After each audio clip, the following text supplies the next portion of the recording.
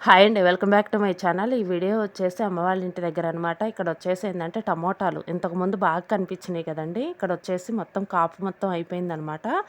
ఇంకా పూత అస్సలు లేదు. చెట్టు కూడా ఏందంటే కొంచెం ఎండిపోవచ్చిందనమాట. ఈ పక్కన వచ్చేసి ఏందంటే ఇంకా కరివేపాకు మొక్కలనమాట. ఇవేందంటే ఇంకా మనకి ఇక్కడ మా ఇంటి దగ్గరైతే కరివేపాకు అసలు దొరకట్లేదండి. ఏందంటే మొత్తం పేనుబంకలాగా వచ్చేసిందనమాట. వచ్చింది కూడా చిగురాకు. కానీ పేనుబంకలాగుంది. బాలేదనమాట. కొంచెం అమ్మ వాళ్ళ ఇంటి దగ్గర తుంపుకుందాంలేనని చెప్పేసి కొంచెం తీసుకెళ్దామని తుంపుతున్నాననమాట. ఇక్కడొచ్చేసి చిన్న చెట్లనమాట ఇవొచ్చేసి. అంటే ఏర్లకది ఉండిపోయి, పాకిపోయి ఇక్కడేందంటే చిన్న చిన్న మొక్కలొచ్చేసినియనమాట. పక్కనుంది పెద్ద చెట్టు.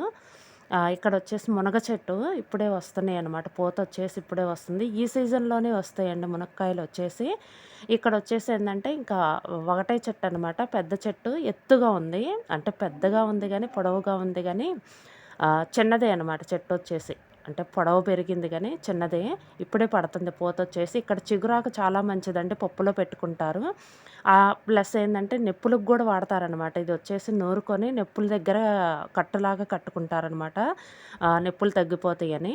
మునగాకు చాలా మంచిదండి. హెల్త్‌కి గూడా ఏందంటే పప్పులో అది పెట్టుకుంటుంటారు. చాలా బావుంటది. ఇదండి వీడియో. ఈ వీడియో గనుక మీకు నచ్చితే లైక్ చేయండి, షేర్ చేయండి. Thank you.